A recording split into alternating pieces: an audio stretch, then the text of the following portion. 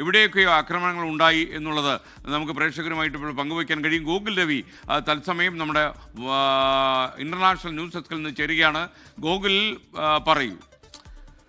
SKN സ്വാഭാവികമായും Iran ഇപ്പോഴും പ്രഖ്യാപിക്കുന്നത് ഇനിയും തിരിച്ചടി ഉണ്ടാകും. തിരിച്ചടി എവിടെയൊക്കെ എന്ന് ചോദിച്ചാൽ നമുക്ക് ഏറ്റവും പ്രധാനമായി പറയാവുന്നത് GCC രാഷ്ട്രങ്ങൾ നേരിടുന്ന ഭീഷണിയും എന്ന് പറയുന്നതും അതുതന്നെയാണ്. നമ്മൾ ഈ GCC രാഷ്ട്രങ്ങളിൽ എവിടെയൊക്കെയാണ് അമേരിക്കയുടെ സൈനിക ക്യാമ്പുകളുള്ളതെന്ന് നോക്കിയാൽ ബഹ്റൈനിലുണ്ട്, ഖത്തറിലുണ്ട്, കുവൈറ്റിലുണ്ട്, UAE-യിലുണ്ട്, ഇറാഖിൽ സൈനിക ക്യാമ്പുണ്ട്, സൗദി അറേബ്യയിൽ, ജോർദാൻ, ഇങ്ങനെ വിവിധ രാജ്യങ്ങളിൽ GCC-യിലും അറബ് രാഷ്ട്രങ്ങളിലുമായിട്ട് അമേരിക്കയുടെ സൈനിക ക്യാമ്പുകളുണ്ട്. ഇന്നലെ ഏറ്റവും രൂക്ഷമായ ആക്രമണം നടന്നത് ഒരുപക്ഷെ ബഹ്റൈനിലും UAE-യിലുമാണ്. നമ്മൾ ഇനി ഓരോ സ്ഥലങ്ങളായി വന്നാൽ ഓരോ രാജ്യങ്ങളായി എടുത്ത് അവിടുത്തെ എങ്ങനെയായിരുന്നു ഇറാൻ തിരിച്ചടി നോക്കിയാൽ UAE-യിലെ പാം ജുമേറ നമുക്കറിയാം മനുഷ്യനിർമ്മിതമായ ഐലൻഡാണ്. ആ പാം ജുമേറ ഏറ്റവും സമ്പന്നമായ ഒരു മേഖല കൂടിയാണ്. അവിടെയാണ് UAE-യിൽ ഏറ്റവും പ്രധാനപ്പെട്ട ഒരു ആക്രമണം ഉണ്ടായത്. ഒപ്പം തലസ്ഥാനമായ അബുദാബിയിൽ ആക്രമണത്തിൽ ഒരാൾ കൊല്ലപ്പെടുകയുണ്ട്. ഇവിടെ എല്ലാം മിസൈൽ ആക്രമണങ്ങളാണ് നടന്നത്.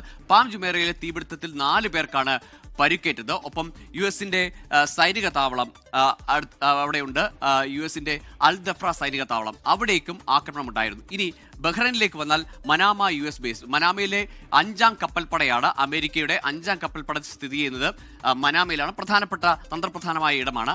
അവിടെ ആക്രമണം നടന്നു. ഒപ്പം ഇന്നലെ ഒരുപാട് പ്രേക്ഷകർ അല്ലെങ്കിൽ ഒരുപാട് പേർ ആശങ്കയോടുകൂടി കണ്ടത് അവിടെ ഒരു പാർപ്പിട സമുച്ചയത്തിലുണ്ടായ തീപിടുത്തത്തിന്റെ ദൃശ്യങ്ങളാണ്. ഇതാണ് ഹൂറയിലെ ഈറ ടവറിലുണ്ടായ ആക്രമണം. അവിടേക്ക് മിസൈൽ ഭാഗങ്ങൾ പതിക്കുന്നു, അവിടെ തീപിടുത്തം ഉണ്ടാകുന്നു. വലിയ ആശങ്കയുണ്ടാക്കിയതാണ് ഈ ബഹ്റൈനിലെ ഹൂറ ടവറിലുണ്ടായ തീപിടുത്തം. ഇനി കുവൈറ്റിലേക്ക് വരികയാണെങ്കിൽ അവിടെ അലി അൽ സലാം വ്യോമതാവളം ഉണ്ട്, എയർബേസ് ഉണ്ട്.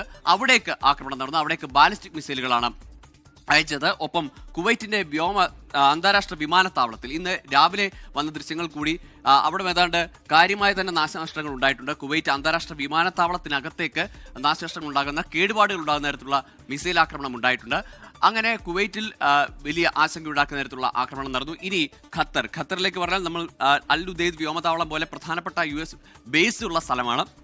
അവിടെ ഖത്തറിലെ വക്രയിലാണ് ആക്രമണം നടന്നത് ഇന്നലെ. അൽ ഉദൈദിലേക്ക് നമുക്കറിയാം നേരത്തെ തന്നെ ഇസ്രയേലിന്റെ ഭാഗത്തു നിന്നും ആക്രമണം ഉണ്ടായിട്ടുണ്ട് ഖത്തറിലേക്ക്. അത് ഈ ഹമാസിന്റെ പ്രതിനിധികൾ അവിടെ ഉണ്ട് എന്ന നിഗമനത്തിന്റെ അടിസ്ഥാനത്തിൽ മുമ്പ് ഇസ്രയേലിന്റെ ആക്രമണം നടന്നു. അതിനുശേഷം ഇറാന്റെ ആക്രമണം ഇവിടെ അൽ ഉദൈദിനെയൊക്കെ ലക്ഷ്യമിട്ടുകൊണ്ട് ഖത്തറിലേക്ക് മുമ്പ് നടന്നതാണ്. ജൂണിൽ ആ ആക്രമണങ്ങളൊക്കെ നമ്മൾ കണ്ടതാണ്. ഇനി സൗദി അറേബ്യയിലേക്ക് വന്നാൽ സൗദി അറേബ്യയിലെ റിയാദിലും കിഴക്കൻ പ്രവിശ്യയിലുമാണ് ആക്രമണങ്ങൾ ഉണ്ടായത്. ഇതാണ് ഇന്നലെ എന്താണ് സംഭവിച്ചത്, GCC രാഷ്ട്രങ്ങളിൽ എവിടെയൊക്കെയാണ് ആക്രമണം നടന്നത് എന്ന് ചോദിച്ചാൽ ചുരുക്കി പറഞ്ഞാൽ ഈ രാജ്യങ്ങളിലൊക്കെയാണ്. അതായത് ഒമാൻ ഒഴികെ ബാക്കി എല്ലായിടങ്ങളിലും കാര്യമായ നാശനഷ്ടങ്ങൾ ഉണ്ടായിട്ടുണ്ട്. ആൾനാശമെന്നല്ല, പരുക്ക് അല്ലെങ്കിൽ കേടുപാടുകൾ ഉണ്ടായിട്ടുണ്ട്. അതിൽ അബുദാബിയിലാണ് ഒരാൾ കൊല്ലപ്പെട്ടു എന്ന് വിവരം വരുന്നത്. ബാക്കിയുള്ള ഇടങ്ങളിലെല്ലാം പ്രധാനപ്പെട്ട കെട്ടിടങ്ങൾ, വിമാനത്താവളങ്ങൾ ഇതൊക്കെ ആക്രമിക്കപ്പെട്ടിട്ടുണ്ട്. ലക്ഷ്യം അത് അമേരിക്കയുടെ എയർ ക്യാമ്പുകളോ അല്ലെങ്കിൽ എയർ ബേസുകളോ ആണെങ്കിൽ പോലും സാധാരണക്കാരായ ആളുകൾക്ക് വലിയ ആശങ്ക ഉണ്ടാകുന്ന തരത്തിൽ ആകാശത്തുകൂടി മിസൈലുകൾ പായുന്ന ദൃശ്യമാണ് മലയാളികൾ അടക്കമുള്ള പ്രവാസികൾ നമ്മളോട് പങ്കുവച്ചത്. SK, ലോകത്തെവിടെയായാലും ഏത് സമയത്തും 24 വാർത്തകളും ഓഗ്മെന്റഡ് റിയാലിറ്റി പാക്കേജുകളും എക്സ്പ്ലെയിനറുകളും വിശദമായി കാണാൻ ഞങ്ങളുടെ YouTube ചാനൽ നിങ്ങൾക്ക് സബ്സ്ക്രൈബ് ചെയ്യാം.